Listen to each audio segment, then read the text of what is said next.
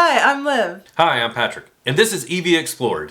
You may know us from our other channel, Mach-E vlog. We have a Mach-E, we love it, but we really love all electric vehicles, and we wanted to make this new channel to show you about all the amazing vehicles out there. And what better way to start than with CES 2022? There were a lot of cool EVs displayed and announced at CES. So let's explore.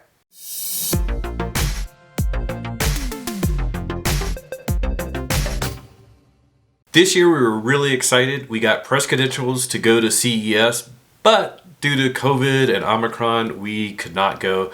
First of all, I had COVID during that time period. It looks like Liv had it previously, but who knows. Anyways, we definitely couldn't go, but we attended virtually, and we did like one interview virtually, and then we followed a lot of this stuff through their virtual app. So we're going to get started and just sort of go over what we saw and give you some of our thoughts. One of the most highly anticipated announcements was from Chevy. They announced a electric version of the Silverado, and it's going to start at about $40,000, go all the way up to $105,000. They kept mentioning that it'll have a 400-mile range, Chevy estimate, not EPA estimate. And they didn't mention, I don't think that's going to be the $40,000 model, but it'll go up to $105,000, and I'm sure that one will have that 400-mile range. And it looks like the RST First Edition model, that really expensive one, is going to be coming out starting spring of 2023.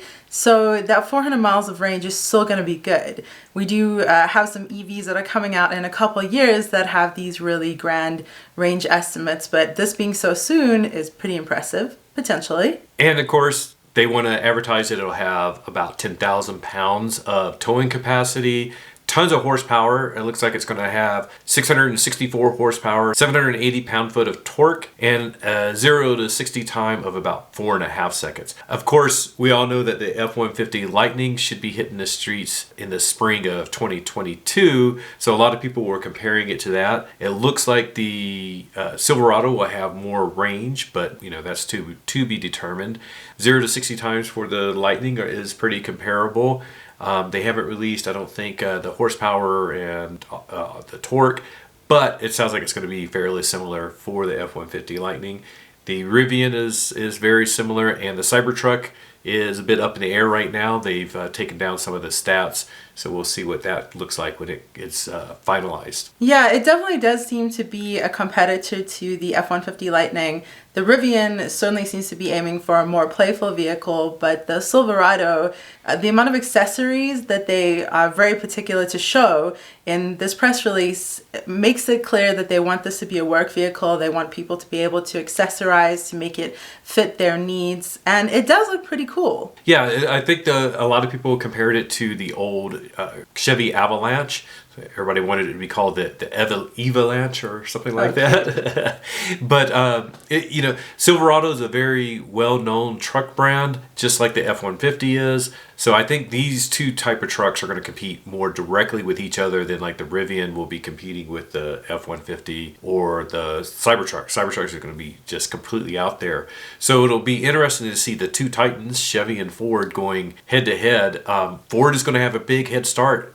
They are, as we talked about in our Ford news video on the Mach-E vlog, they're going to be upping production capacity of the F-150 Lightning again. So by the time the first ones of these hit the streets, Ford will be at about 150,000 run rate for the F-150 Lightning. That's pretty impressive. This is going to be an interesting battle. Yeah, of course. I mean, for those of you that follow trucks, you know that for years and years and years, Chevy and Ford have battled back and forth, and now we're just waiting. Is Dodge going to get into the battle as well? Which they said they have, but we'll see. I feel like we need a battling T-shirt, Chevy versus Ford. We'll see. And just like with the F-150 Lightning that has multiple trim levels, the Silverado is going to have multiple trim levels. The base, of course, 40,000 would be more bare bones, probably like a work utility truck, like the base F-150 Lightning. And then it goes on up, and they will have some off-roading trims with the Silverado, which they haven't really announced for the Lightning just yet. So we'll see if Ford counters that. One of the things that they did say is that they are, this is their projected design. They're watching what Ford is doing, and that they will be adapting. They will be competitive with what Ford does. So It's straight up being honest. We act like these auto manufacturers work in these bubbles, but they're doing just like what we're doing. They're watching the press releases, they're watching the updates, and whatever features one comes out with, the others will mimic it. And that's actually a good thing for us as consumers. Yeah, absolutely. This is exactly what we want. We want them to be pushing each other along, both in innovation and in making things more attractive in price to us. Yeah, and I'm sure Tesla is taking notes from all of these manufacturers, and they'll update the Cybertruck functionality. I don't think they're going to change the design of it that much, but we'll see what neat little features that Tesla comes out with the Cybertruck. I certainly feel like the Cybertruck and the Rivian are more direct competitors than the Silverado and the Lightning, though. So this will be an interesting battle of the Titans, like you said. Yeah. Another way in which I feel like this is a direct competitor to the Ford Lightning, the F-150 Lightning, is that this also has a mega power frunk of sorts. Like the frunk really does emulate the same feature as the mega power frunk, and maybe if I hadn't seen the term mega power frunk, I might have thought that about the Silverado, but maybe it's less mega power frunky. What do you think? No, it looks pretty similar, like from the renderings that they showed. So yeah, I think that might be one idea that they saw, because like Rivian, it has a frunk, but you have to like lift up and over to put stuff in. But with the power frunks like Chevy and Ford are doing, the whole front end, the grill moves out of the way, so it'd be a lot easier to load stuff in.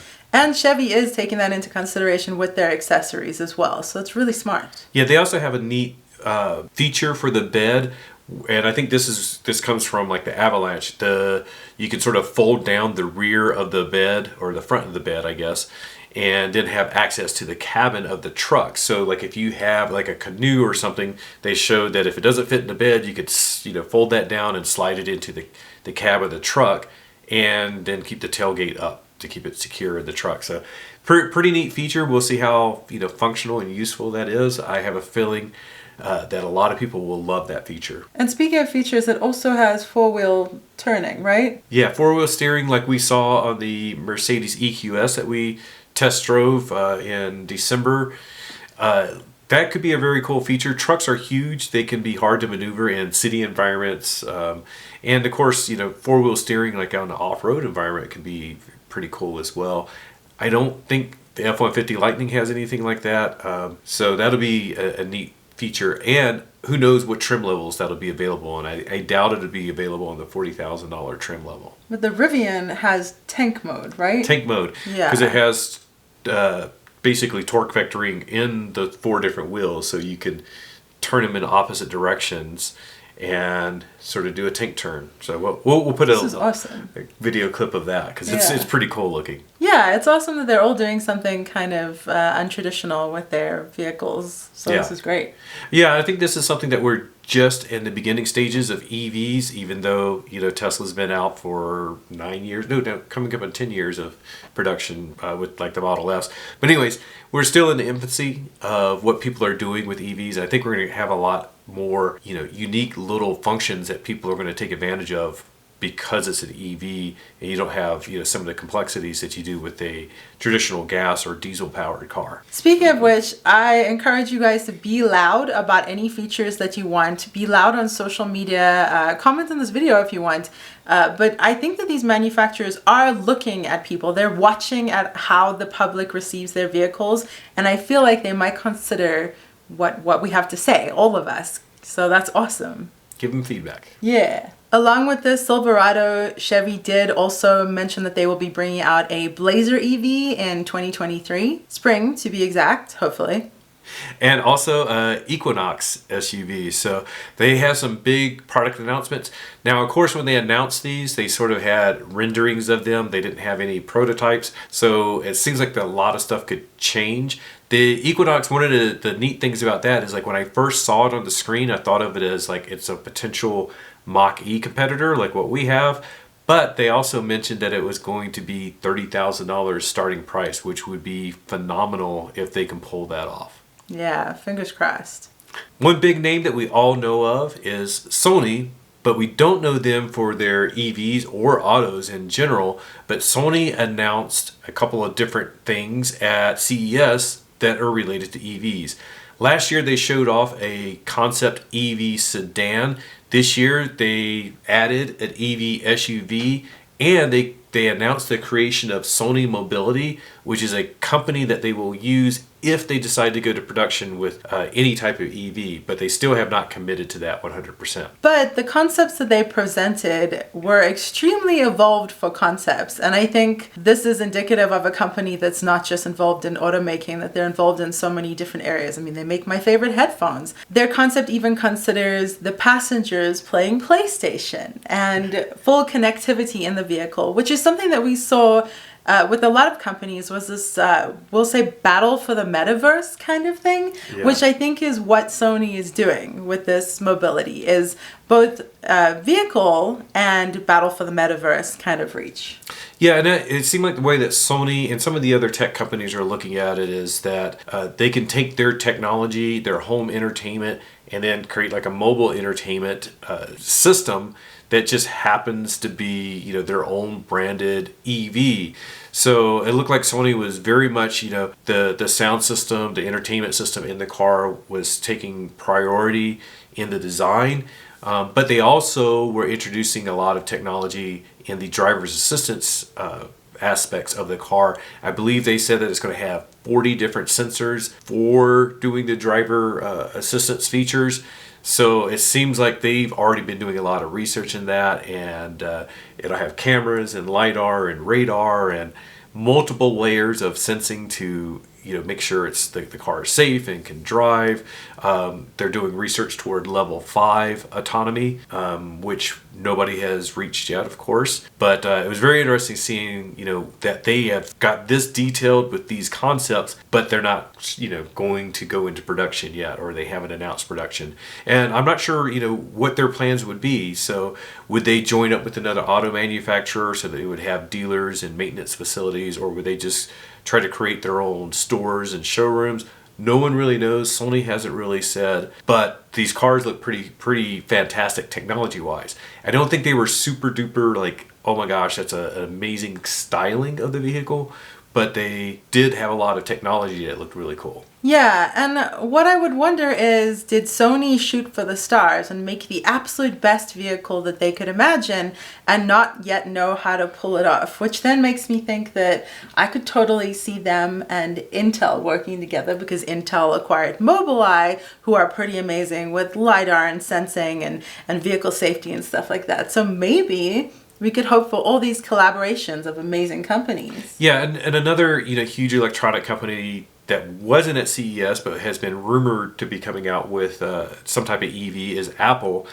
But it looks like Apple has been investigating working with some type of, you know, current auto manufacturer. There was rumors that they were working with Hyundai. That rumor came out and then everybody denied it, so who knows what's going on there. And maybe Sony would do something like that. You know, I could see Sony collaborating with another Japanese company, who knows, like Toyota. But then again, Toyota is so huge, they probably don't want Sony's help. So I don't know. Which direction do you think they would go? Do you think there will ever come out with an EV? I would like to see like a different approach. You know, a lot of times people talk about Tesla as a software company that happens to make cars, and all the other manufacturers are car companies that don't know how to make software. But it would be interesting to see a huge technology company like Sony see what they could do in the EV world. And that's interesting you say that, because there's a company that we're going to talk about who's actually brand new, pretty much, who is labeling themselves as a technology company. So we'll get there. Yes. Sony also mentioned in-cabin monitoring, stuff about facial expressions.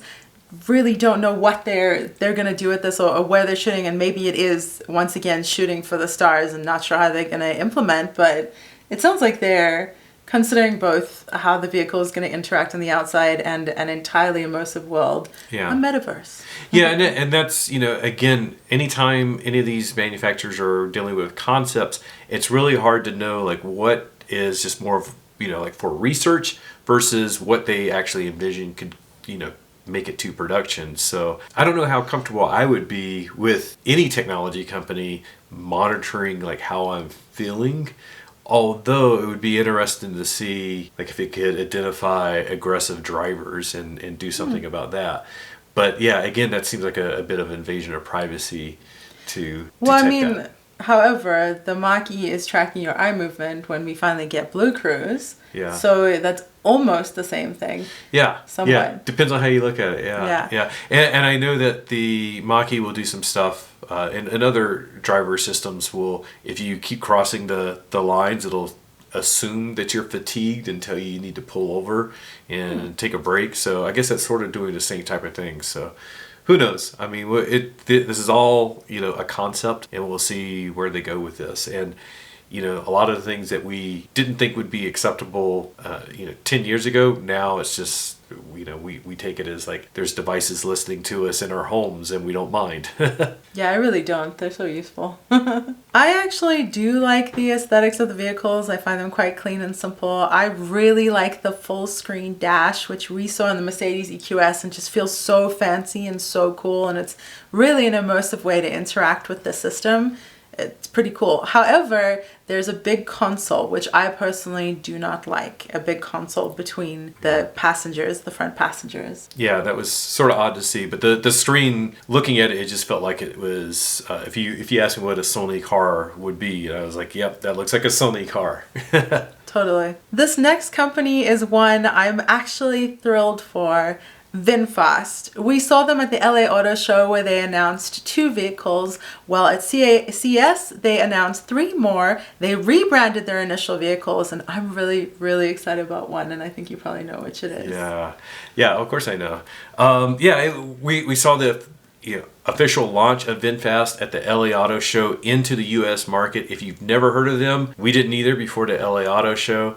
They are a Vietnamese huge corporation that is involved in a lot of different things, from real estate and I don't even know what, but they have been producing cars, regular gas cars. They announced at CES that they're going to stop making gas cars by the end of this year and be all electric. So that was one of the reasons they rebranded their cars, is they were VFE 35 and 36.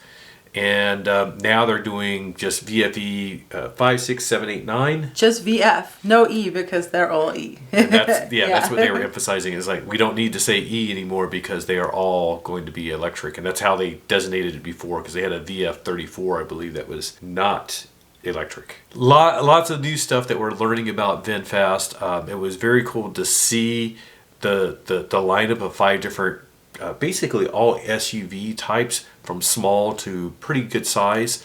The 8 and 9 are the biggest of the 5 that they showed, and I think the ones that are going to be coming to production soonest. Yeah, which is what we seem to get often in the American market, is these larger SUVs. The one that I'm particularly crushing on is the 5, which is their compact SUV. It looks adorable, and the orange color that they had at CES was particularly beautiful. And during their press conference at CES, they actually announced that the reservation system was going to open, and they did it a little bit differently. Yeah, so both the reservations were going to be opening within an hour, which we got very excited about.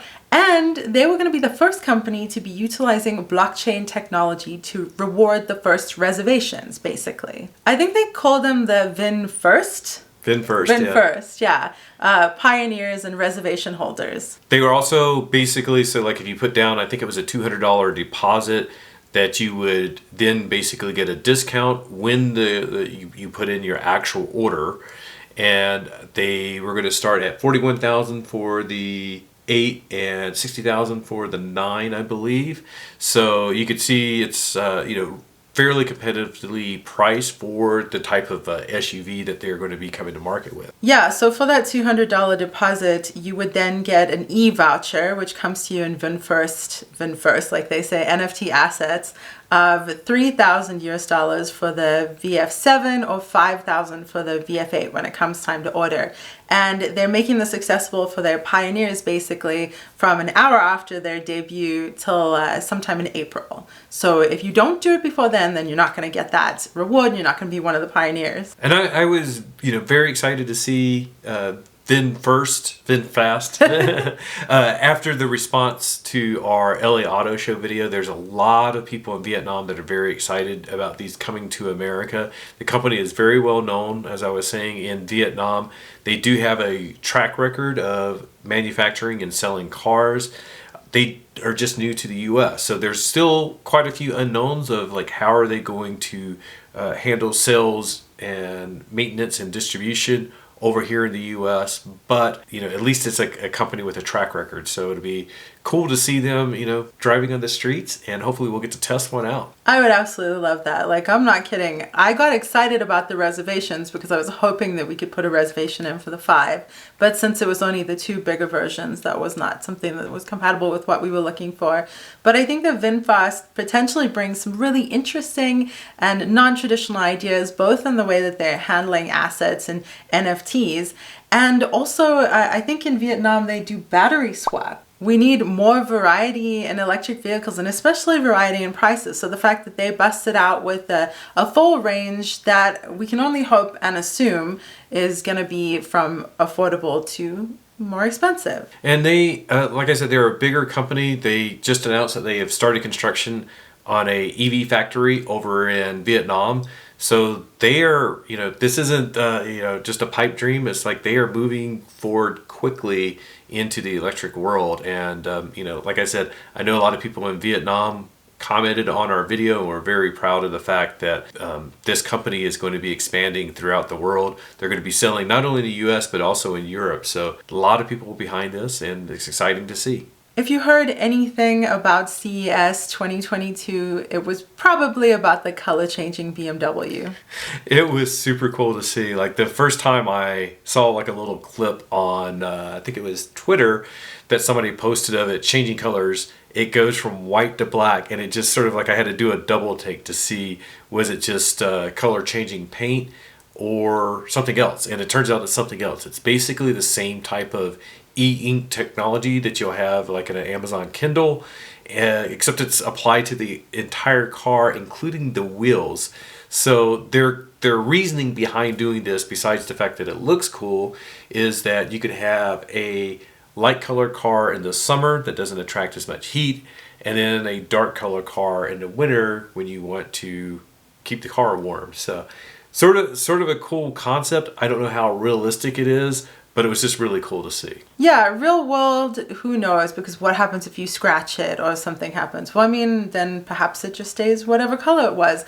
But that, of course, is the question I think that a lot of people have, is what other colors could there be? Because I would love it. Yes. I mean, if I could change my car to match my hair or my outfit, that'd be pretty fun. Or if you're driving a getaway car after robbing a bank. Of course you would think of that first. My favorite vehicle of the whole CES was the Mercedes EQXX. Wow. To me, that was the most beautiful vehicle. It's inspired by 1970s Mercedes and then shot to the future. Fantastic design. And a lot of people hated that design. I'm not surprised. Very cool looking car. And it's a prototype car. Don't think they're going to come anywhere close to getting this one into production, but they are going to basically use it to advance their EV technologies. One of the interesting things is that they are going to try to push the range on it so that it will get 1,000 kilometers, over 600 miles of range on one charge. And one of the unique things is that it's using an air-cooled battery system, which is sort of been abandoned by most manufacturers now. The Nissan Leaf had air-cooled batteries, which became problematic in certain areas like Phoenix or on long road trips when the battery is too hot and you needed to charge. But anyways, they want to do a 600-mile battery-powered electric vehicle, so that's pretty cool. And part of it is the aero design and then other efficiencies that they put into this vehicle. And just the inside, too, was also sort of a very concept-based design. Yes, I think this vehicle was really focusing on aerodynamics and reducing the drain on the vehicle by reducing the weight of the batteries. So they're using state-of-the-art silicon anodes and some Formula One materials to actually reduce the weight. So that'll make the batteries more efficient as well. Who knows if this will make it into, any type of production, but I'm assuming that they're going to learn a lot from this. And who knows, maybe we'll at least get some of the styling into one of their EVs coming out in the next few years. Which then makes me want to know, what do you think of this vehicle? Yay or nay? What do you think, huh? It's pretty unique. Yeah. When we went to the LA Auto Show, we saw a vehicle by Electromechanica, their e-Roadster, which I thought was fantastic. So I feel like if you like that, you would like this, but maybe it's a special taste.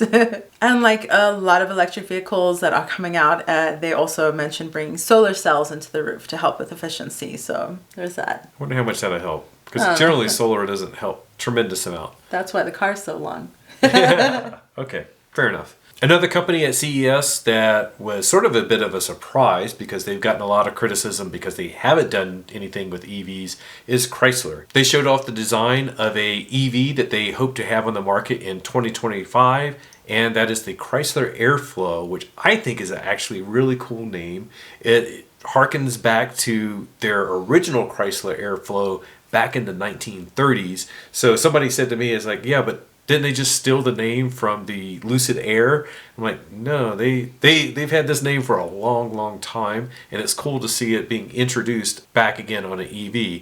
The big disappointment for me is that it's a 2025 model, which means we're still probably 3 years from seeing these on the streets, which is quite a long time for somebody that's already behind the game, in my opinion. And on top of that, we don't know that much about the vehicle. We know it'll start around $50,000. It'll have two 150 kilowatt electric motors, and it should be a direct competitor to the Mach-E. But the Mach-E is going to be a pretty evolved vehicle by that time. So I think they may be on generation 2 by that time, or at least a lot of it will be updated. But they're targeting about 400 miles of range, which would be cool. But again, we're 3 years down the road. I'm assuming that a lot of manufacturers are going to be bumping up their range by then. But I like the overall design of it. I think it looks pretty slick. It has some nice aerodynamic looks with a little bit of retro thrown in there. So that's pretty neat. I'm not sure like how appealing this will be to the normal Chrysler buyers, but I think it can attract some younger Chrysler buyers, which Chrysler has missed for a few years now, we'll say. Yeah, and there was some mention of level 3 autonomous driving and an STLA cockpit and STLA brain. I'm assuming that stands for the Stellantis. Stellantis, yes. Yeah, so it'll be like their generic sort of thing. But that makes me think again of the metaverse and maybe, like you say, attracting more of the younger car buyers with a more immersive vehicle experience. But we just have no idea because there's not a much solid fact that came out of this yet. No, not at all. Aesthetically, this it doesn't feel super groundbreaking. The kind of smaller windows remind me of the Fisker Ocean with the larger base of the vehicle. It's looking like quite a traditional SUV body shape that we're used to. So it's nothing super groundbreaking about this, which is just weird to say for something that's going to be out in the future, you know? What do you think though? Let us know. One company at CES that's sort of a giant in the autonomous vehicle arena, but a lot of people don't actually even know their name, is Mobileye. And they are the company that's behind some of the best driver's assistance functionality in cars from Ford and VW, Cadillac.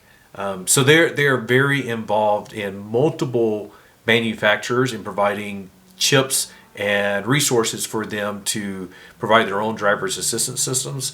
So they were at CES like they have been for the past few years, announcing new stuff. And I invite you to go take a look at all of their products and what they were announcing. A couple of things that were really cool is the latest generation system on a chip that they announced that will be introduced in the vehicles in the next few years will allow for better and more enhanced driver's assistance features. The one that I thought was really cool was they are working on like crowdsourced maps. So right now, for example, we have a Mach-E that will have Blue Cruise, and the way the maps work on it now is they run a vehicle with a bunch of extra LiDAR sensors to map out the roads. what they're going to start doing is using crowdsourced maps. So as we drive down the road and everybody else drives down the road with Mobileye technology, they will be able to take that in and crowdsource it, and will be able to come up with better and better maps and more hands-free areas for us to use Blue Cruise. And it's not just Ford, VW, and other companies are going to be using this technology as well. So very cool, very interesting way. And one, key aspect of this is like it's going to be a low bandwidth way of getting a lot of good data. So instead of having to map out very precise maps, they'll be able to use very little data being uploaded from cars to map out these roads. Behind the scenes, they'll like analyze the data and come up with more accurate maps. That's amazing. I love that. That's absolutely awesome. It reminds me of back in the beginning of Google Maps when you contribute places. Now everything's really been contributed. Yeah. But in the beginning I was like, yes, I made a place, and I'd make a library or whatever. So now we could be contributing to building the roads around us and making that autonomous. Yeah, they had some very cool presentations. They are always sort of known at CES for doing their very lengthy presentations. They have demo reels from like Paris and Jerusalem, I believe, or Beirut. I can't remember. I don't know, but I know that anytime I watch their stuff, it overwhelms me to see how complex the data actually is.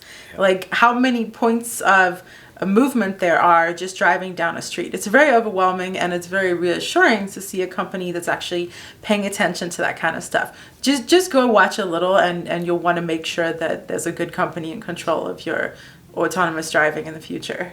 Yeah, it's super interesting stuff for me to watch. I love seeing how that they collect the data, and like when they were showing it, it was actually made a lot of sense, because like if you have 800 cars go down a street in a day, and you sort of overlay like the path that they take down that street, you can sort of see like where there are obstacles and where people speed up, slow down. So they're basically going to take all of that data, overlay everybody's, and then sort of adjust everything. So then you come up with the optimal path for going down the street. Very, very, very cool, and a great way of utilizing all of the technology that they've already deployed out into the field and getting information back to make future versions even better. So very, very interesting. Yeah, because I think that one that we watched was them driving down a road that it was a two-way street but had no lane markings, right? Yeah. Terrifying. And it did amazingly though, but terrifying to watch. And they gave an example of that because with today's technology, if it's not pre-mapped, the car is just going to try to center on the road, because it's going to say like, I don't see any lane markings, let me center on the road. But if you overlay and see that like everybody's driving, over here on the right side in the US, but that's where the path should be. So then that's where it's going to tell your car when it has the autonomous features turned on. So anyways, again, like I said, it's a lot of very in-depth nerdy type stuff. We'll put some links down below so that you can go and check out some of their video presentations and check out their YouTube channel. They put a lot of stuff out there for this. So you mentioned earlier something about a car company being a technology company, and that brings to mind TOGG, who was also at CES, and this was basically their grand reveal. Their CEO has been very specific about the fact that he sees them as a technology company and not a car company. They're a Turkish startup that plans to launch 5 different models, the first 2 by 2024, in fact, and this includes a large SUV, a minivan, and a hatchback. So they're going for a pretty broad region of the market. They also plan to manufacture their batteries in-house, and this is in collaboration with the Chinese brand Ferasis, and I believe they're going to be making those available for sale to outside ventures as well. I was a bit surprised to learn that a Turkish company was going to be at CES presenting autos, but that it's actually really cool that because of the way EVs are built, that we can have a lot more entries into the market like this. I'm excited to see what they come out with. E4Electric actually went to Turkey and checked out their operations and what they're planning on. We don't have a ton of information. They're still early in the game, But we'll put a link to their video down below, and you can check that out and let us know what you think. Like with VinFast, I'm really excited to see another country jumping into the mix and something that we haven't seen before. So this is really exciting. It looks like they have a ton of potential. We don't know a huge amount about the vehicles, like Patrick said. Aesthetically, what we've seen from the outside, I think they look not super exciting, but I like the look on the inside. It looks like there isn't a big console, so I'm excited about that. I would love to get a look at one, hopefully soon. It's interesting that you said TOGG and VinFast are sort of meh on the outside, because both of those companies bragged that they were brought in Pininfarina to design the exterior of the car. So maybe you don't like that design aesthetic. So if you like things that other people don't like, maybe follow what I like. But you like the Mercedes EQXX. I did, and no one else did, maybe. So. What do you think? What do you think of the looks of everything that we talked about? What do you think of the Mercedes EQXX? or the Pininfarina vehicles? I mean, I think they're all pretty fantastic, and nothing actually stood out as unattractive to me at all. You? No, they all sort of, I mean, it's not like any of them are ugly. For me, I think some of them look just regular. Some of them look very aero. I think Sony's designs were very aero, but it wasn't like spectacular or, you know, like a sexy design or aggressive design or whatever. I think that's one of the things I do. We have a Mach-E. That's one of the things I like about it. I think it has a bit of an aggressive look, the way it was designed. So I like that. But a lot of cars nowadays, they fall into two categories of like they're regular looking or aero looking, if you ask me. I do think that there was one standout for me, and that was the VF5 by VinFast. For my aesthetic type, that cute little SUV, I know it's a concept, right? Yeah, it's a concept, but I really, really hope it comes to fruition, because I'd be super interested, especially if they do some buyer incentives, which by the looks of it, they will be continuing to do for people with an expiration though. Yeah, we'll see. Yeah. Anyways, that's our little summary of CES. This is, of course, not everything. You can check out a lot.